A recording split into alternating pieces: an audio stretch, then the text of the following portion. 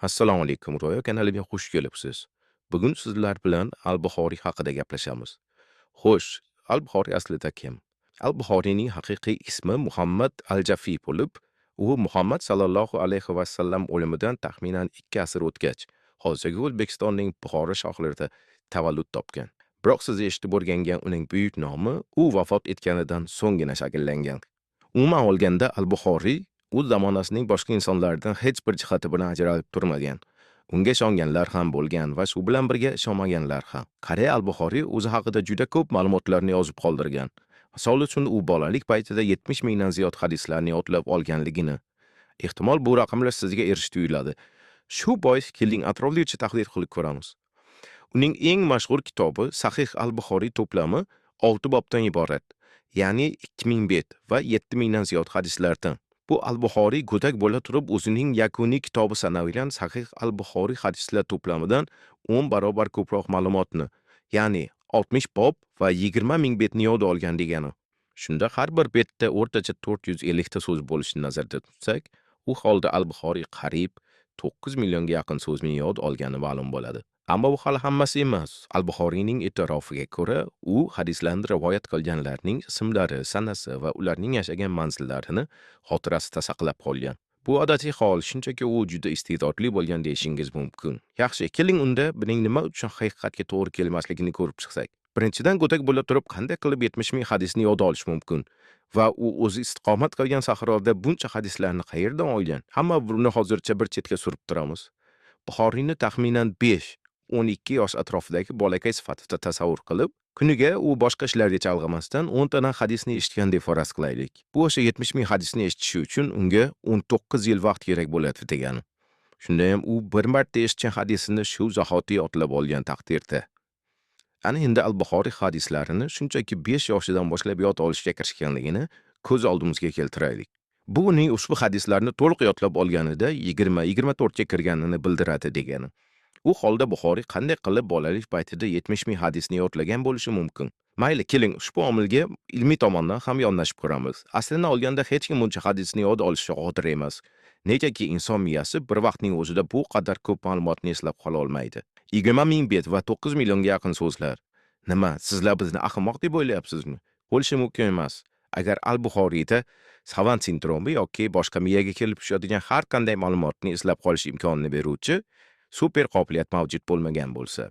Boshqacha qilib aytganda, agar chindan ham shunday bo'lganida, Al-Buxoriyda bundan bo'lak yana o'zgacha ruhiy kasalliklar bo'lishi muqarrar edi. Yod olish bo'yicha sayyoramizning eng ilg'or odamlaridan biri bu xitoylik Lu Chao hisoblanadi. O'z vaqtida u pi raqamidan so'ng keladigan virguldan keyingi qariyb 68 ming raqamni eslab qolgan. Agar mazkur raqamlarni so'zlar shaklida yozadigan bo'lsak, unda Al-Buxoriy unga nisbatan 132 marotaba ko'proq so'zlarni yodlab qolgan bo'lishi mumkin bo'lib chiqadi. Ilmiy nuqtai nazardan ham bu bo'lishi mumkin emas, negaki inson miyasi faqatgina eng muhim ma'lumotlarni saqlay olishga qodir. Chunki sizning xotirangiz cheklangan va bu holatda u sanoqli kunlarda adoyi tamom bo'ladi. Ayniqsa ma'lumot sifatida siz ko'rgan, sezgan, eshitgan narsalaringizni barchasi, qadamlaringiz, harakatlaringiz, va hatto yo'lingizda kelgan barchasini esda saqlab qolishni nazarda tutganda ham. Al-Buxoriyning aytishicha, u 16 yoshida onasi va akasi bilan haj qilish maqsadida Makka ga tashrif buyurgan. Biroq onasi bilan akasi tez orada u yerdan qaytib kelishgan. Al-Buxoriy esa Makka da qolib ketgan. Shundan so'ng u Makka da 2 yil yashab, 18 ga to'lgach Madinaga yo'l olgan. So'ngra u butun Arabiston yarim orolini kezib chiqqan. Bag'dod, Basra, Kufa, Yerusalim, Misrga tashrif buyurgan va shu tariqa uning sayohati 16 yil davom etgan.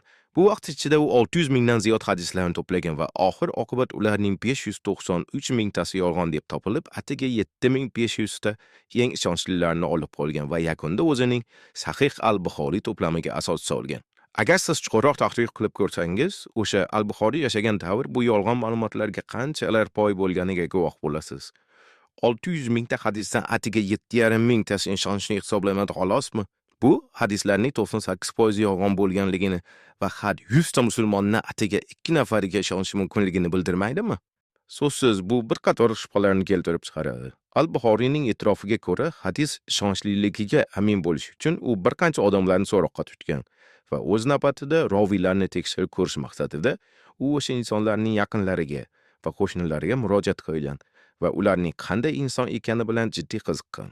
Al-Buxoriyning bu ertagi bizlarni bir hadisning ishonchli ekanini tekshirib ko'rish uchun eng kamida bir oy vaqtni talab qilish lozim degan shubha tomon yetaklaydi. Biroq keling, Al-Buxoriyning vazifasini biroz oson qilgan holda u har bir ishonchli hadisni topishi uchun 1 soat vaqt sarflagan va uni tekshirib ko'rishga 1 oy yoki 1 hafta emas, balki unga ham 1 soat vaqt ketgan deb tasavvur qilaylik. Shuningdek, taomlanish, uxlash va qolgan xatti-harakatlariga o'rtacha kuniga 10 soatdan ko'p vaqt ketkazmaganligini va u umrida hadis yig'ishdan bo'lak boshqa hech qanday ish bilan mashg'ul bo'lmagan deb hisoblayveraylik.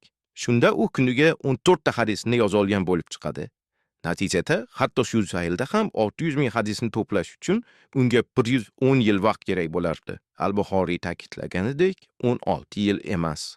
Qolaversa, Sahih al-Buxoriy to'plamidan tashqari shu 16 yil mobaynida u hajmi shu kitobdan kam bo'lmagan, yana 18 ta asar yozib qoldirgan.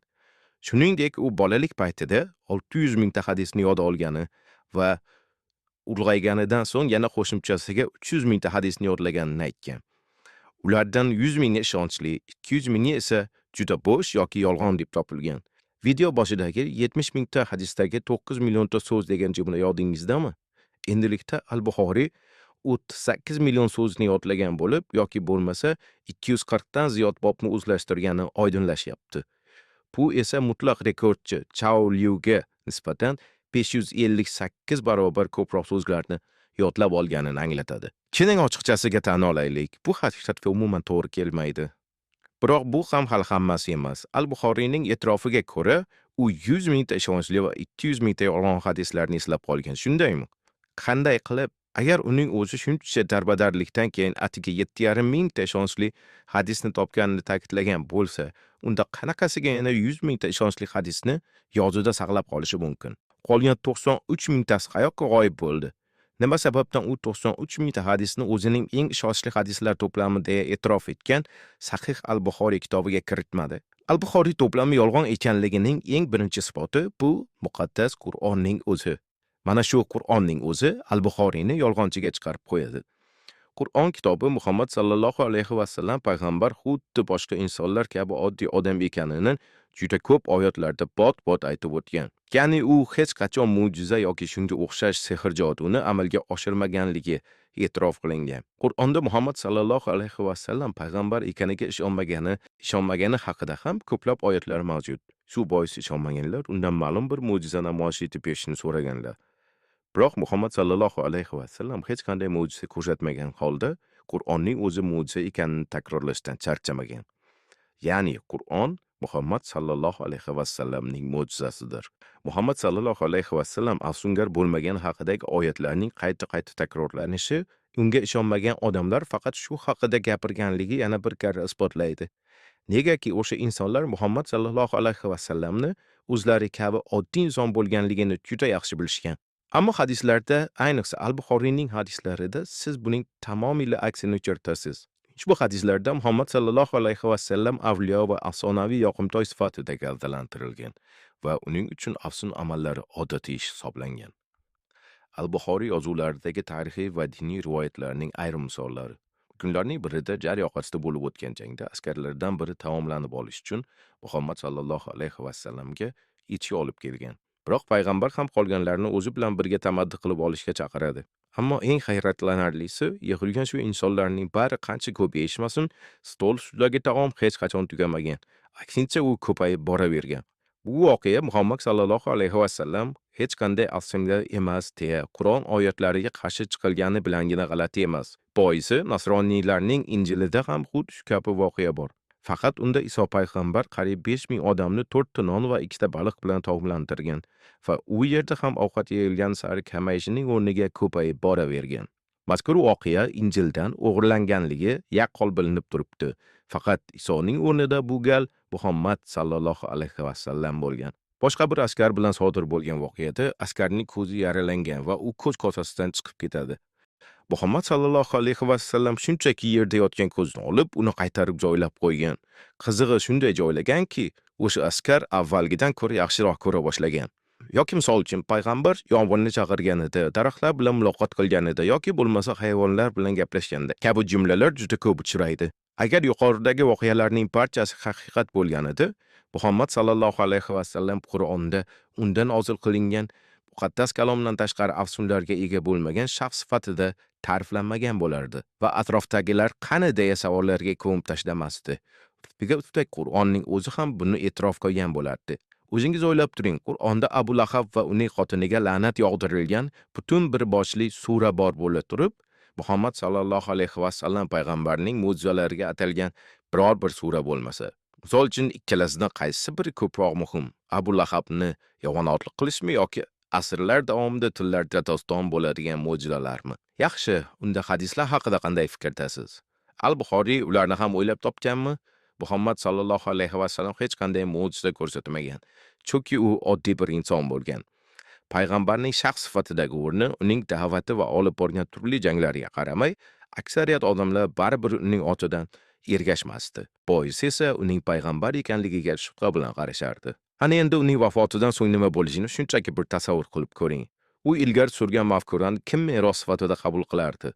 Aynan shu bois payg'ambarning izdoshlari Al-Buxoriy tug'ilmasidan ancha oldin Muhammad sallallohu alayhi va sallamning avlodlar ko'z o'ngida munosib ko'rinish uchun barchasini o'ylab topganlar. Hattoki hozir ilm-fan, kvant fizikasi yoki kimyo asrida ham insonlar baribir ko'zi, og'zlarining dardiga shifo beradigan, bemorlarni davolaydigan yoki shaytonlarni quvg'in qiladigan odamlarning ishiga qoyil qolishda davom etishadi.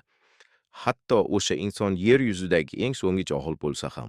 Sizlar esa o'rta asrdagi Arabiston sahrosida chodir tikib kun kechirgan insonlar o'zlari uchun afsonaviy shaxsni mo'jizakor avliyo sifatida ko'rmasligini xohlayapsizlar. Umuman olganda Al-Buxoriyning kitoblari va hadislari islom tarixi hamda payg'ambar hayoti haqida borganida, aksariyat hollarda Makka shahri tilga olinadi va o'sha davrda savdo-sotiq, ibodat va hokazolarning markazi bo'lganligi ta'kidlanadi. Odamlar har gal bu voqeani tinglab Makka shahri qanchalar muhim bo'lganligi haqida fikr yuritganlarida, yer yuzidagi deyarli barcha uning borligini bilgan deb o'ylashardi.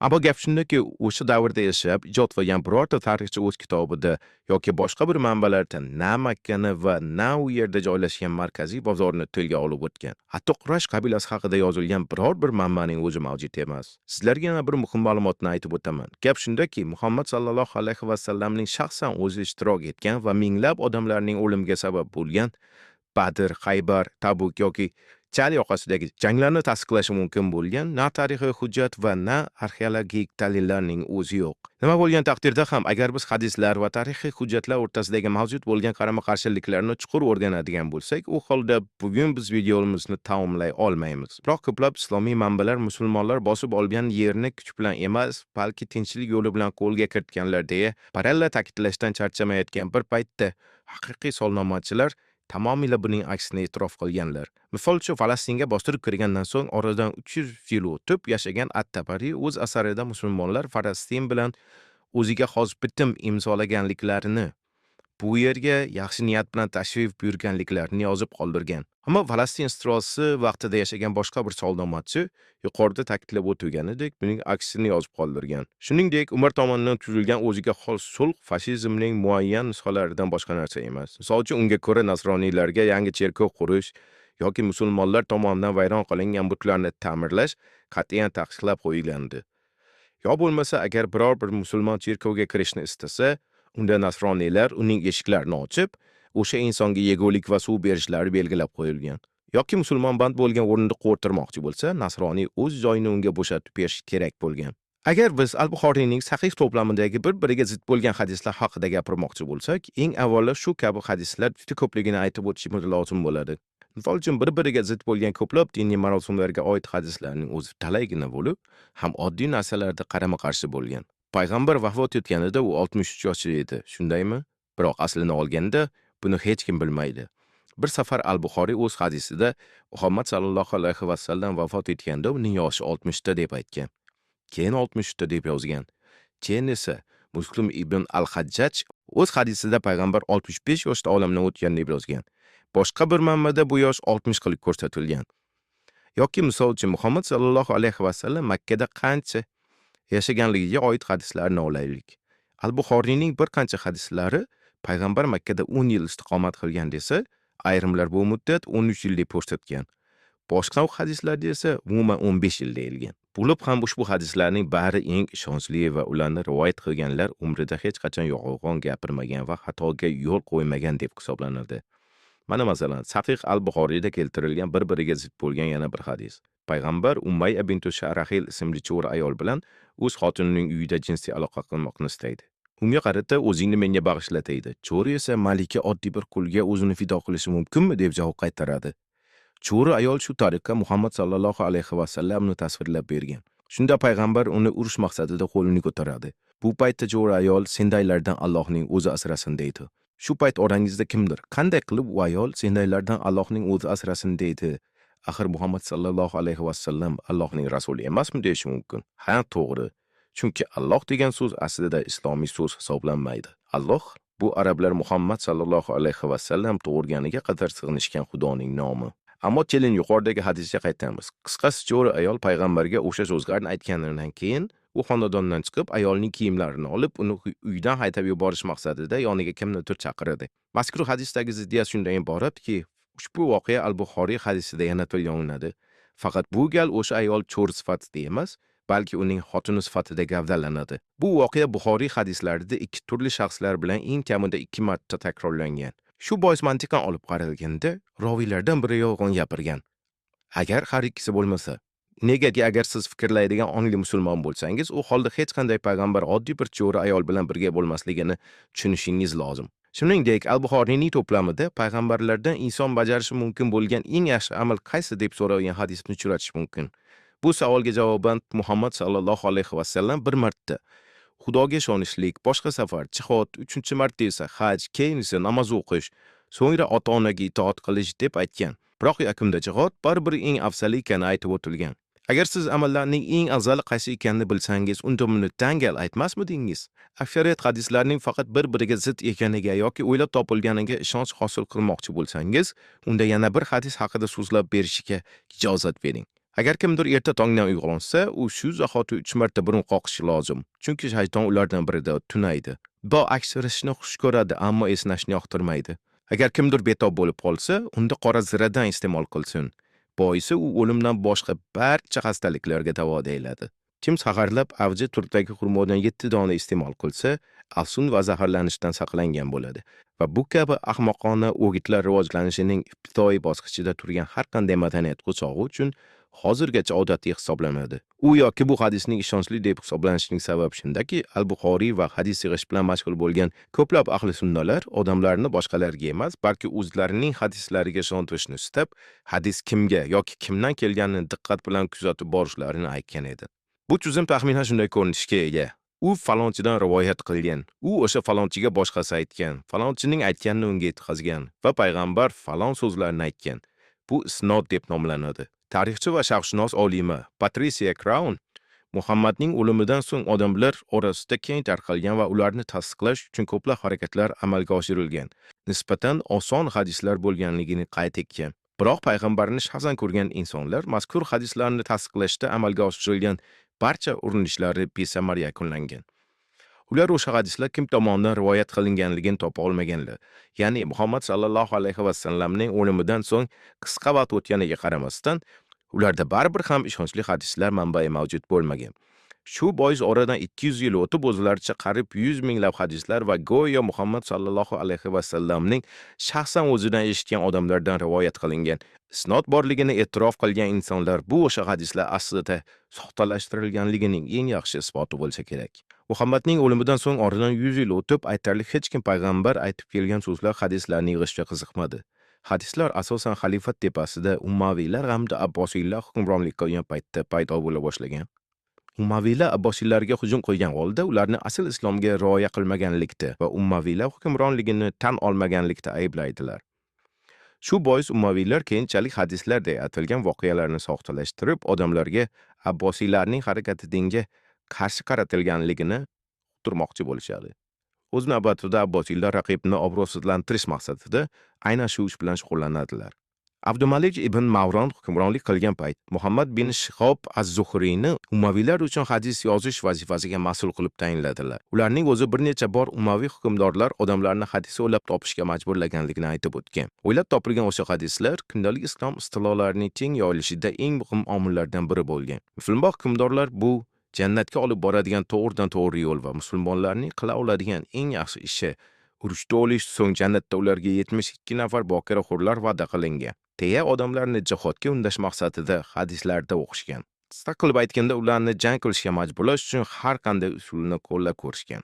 Kunlarning birida Madina shahrida Quraysh qabilasi ustidan qozonilgan g'alabadan so'ng Muhammad o'z askarlariga shahar atrofi bo'ylab chuqur qazishni buyuradi. Chuqur qaziyotib ular ulkan tosh bo'lagiga duch kelishgan va uni parchalay olishmaydi. Shunda yordamga Muhammad sallallohu alayhi va sallam keladi. Muhammad sallallohu alayhi va sallam toshga 3 marta zarba beradi va har gal tosh o'zidan uchqun chiqaradi.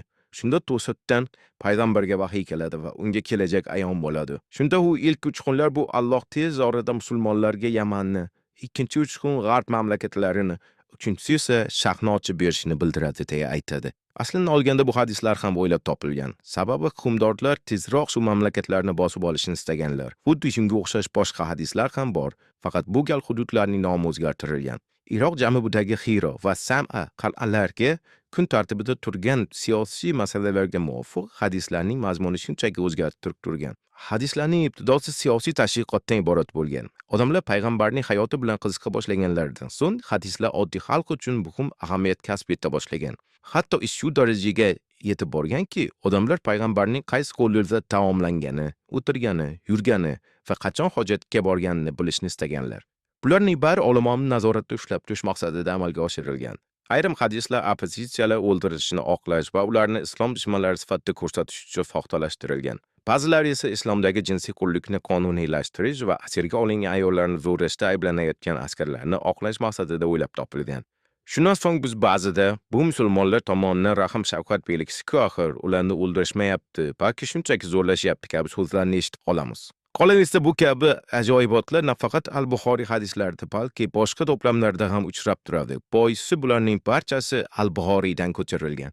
Misol uchun Sahih Muslim yozgan, Muslim ibn Hajjaj unga ishonishlar uchun Al-Buxoriy aytgan gaplarni qaytargan. Ya'ni u ham go'yoki butun Arabiston yarim oroli, Makka, Madina, Basra, Kufra, Misr, Suriya hamda Falastinni kezib chiqqanligi va yo'l-yo'lakay go'yoki 300 ming marta hadis to'plab, yakunda faqatgina 3 mingtasini ishonchli hadislarni olib qolib, shu bilan birga u o'z to'plamida aynan nechta hadis yozib qoldirganini hech kim aniq aytib bera olmaydi. Ayrimlar u 3 ming hadis qoldirgan deysa, ba'zilar 4 ming, yana boshqalar 7 ming, hatto 12 ming hadis qoldirgan deguvchilar ham topiladi. Tushunaman, siz uchun bular biroz murakkab ko'rinmoqda. Huquqshunoslik, shariat, hadislar, matnlar. Eng osoni sen uchun barchasini hal qilishni shayxlarga topshirish. Aql yolg'onni haqiqatdan ajratib oladigan vosita bo'la olmaydi. Chunki ongning asosiy vazifasi haqiqat deb allaqachon aniqlangan narsani qo'llay olishlikdir. Ammo bari siz o'ylaganingizdan ko'ra osonroq. Gapimga ishonishingiz mumkin. Misol uchun, xristianlikda ham mitologiya va unga hamrohlik qiladigan tartib insonga o'xshash o'zining ichki fikrlari mavjud. Ammo nimadir murakkab va chalkash bo'lsa, bu uning muayyan bir foyda keltirishini anglatmaydi. Hadislar ostida hech qanday poydevor mavjud emas va bu ularga ishonmaslik uchun yetarli. Ammo siz ularga ishonishni istasangiz ham, bu dinimiz foydasiga xizmat qilishini tushunishingiz lozim. Chunki siz ularga 21-asrning madaniyatli odam sifatida qarasangiz, hadislar Muhammad sallallohu alayhi va sallamning qiyofasini qanchalar qadrsizlantirganini anglab yetasiz. Negaki u yerda juda ko'p uydirma va shafqatsizlik mujassam. Payg'ambar sunnati tom ma'noda qon, nafrat, shahvoniy mashg'ulotlar va cheksiz jinsiy aloqa bilan to'yingan. Normal odam bularni mutlaqo hazm qila olmaydi. Ayniqsa u o'z haqida Xudoning xabarchisiman degan bo'lsa. Demak, hadislar islom ta'limotining tarixiy manbasi sifatida xizmat qilishi yozilmagan. Ularning asl vazifasi musulmon hukmdorlarining harakatlarini oqlash bo'lgan. Agar Muhammad sallallohu alayhi va sallam yo'lida uchraganini qatl qilishga va kimni xohlasa o'sha bilan birga bo'lishga, yoki xotini to'shagini bo'lishni istamagani uchun u bilan ajrashishga, yoki voyaga yetmagan go'dakka uylanishga ruxsat beradigan hikoyalar bo'lmaganida, hukmdorlar o'zlari sodir etgan bunday harakatlarni oqlashlari juda qiyin kechgan bo'lardi. Negaki ular ham xuddi Muhammad sallallohu alayhi va sallam kabi hayot kechirganlar. Buyuk payg'ambarimiz Muhammad Mustafa sallallohu alayhi va sallam Oysha onamizga u 6 yoshligida uylangan va 9 yoshga kirganda u bilan birga bo'lgan. Hattoki payg'ambar shunday qilgan degan dalilga biror narsani biriktirib qo'ying va hech kim sizga adashayotganingizni aytishga jur'at qila olmaydi. Agar jamiyatda axloqiy qadriyatlarning o'lchovi bo'lmasa va odamlar nima qilish kerakligini, nima qilmaslikni buyuradigan o'rta asr kitoblaridan so'ng aqlini o'chirib qo'ysalar, demak bu juda yaxshi ishlaydi. Va bu musulmon hukmdorlari tomonidan hadislarda bayon qilingan payg'ambar sunnati vakolatlarini tasdiqlash uchun muvaffaqiyatli tarzda foydalanib kelingan. Chunki u yoki bu hadisning naqadar bema'ni yoki shafqatsizligi unchalik muhim ahamiyat kasb etmaydi. Agar siz kofir bo'lishni istamasangiz, u holda mazkur ta'limotga so'zsiz rioya qilishingiz shart. Agarda siz kofir bo'lsangiz, unda sizni allaqachon o'limga mahkum etgan hadis borligini aslo unutmang. Siz Ro'yo kanalida edingiz. Keyingi videolarda ko'rishguncha xayr.